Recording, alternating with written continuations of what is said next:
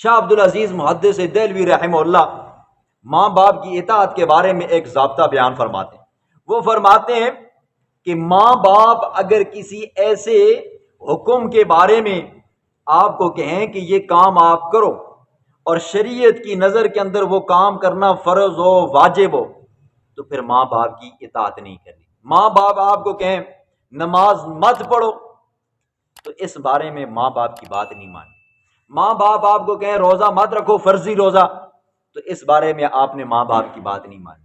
ماں باپ آپ کو کہیں کہ داڑھی منڈا دو تو اس بارے میں ماں باپ کی بات نہیں ماننی۔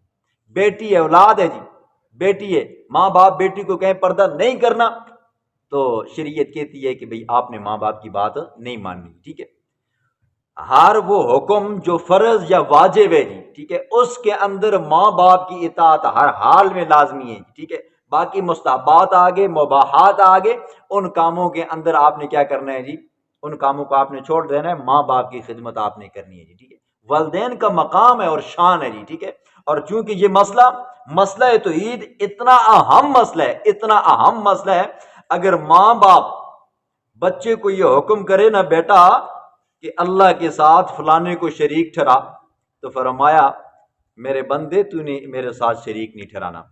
وَإِن جَاهَدَاكَ، اور اگر آپ کو مجبور کریں، بے بس کریں، بے کس کریں، لِتُشْرِكَ، تاکہ آپ میرے ساتھ شریک ٹھہراؤ، ماں وہ چیز لَيْسَ لَكَ بِهِ عِلْمٌ، جس کے بارے میں آپ کو علم نہیں ہے، فَلَا تُطِعْهُمَا، تو اس وقت ماں باپ کی اطاعت نہیں کرنی۔ ماں باپ کی ہر حال میں آپ نے خدمت کرنی ہے جی، ان کی ہر بات آپ نے ماننی ہے جی، لیکن جب وہ شرک کا کہیں نا جی، تو یہاں پر پھر ماں باپ کی بات نہیں ماننی۔ کیوں؟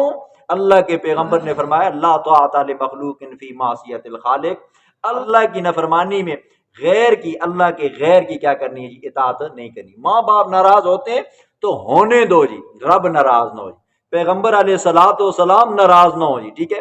لوگ ناراض ہوتے ہیں تو ہونے دو، کنبہ قبیلہ خاندان برادری ناراض ہوتی ہے تو ہونے دو۔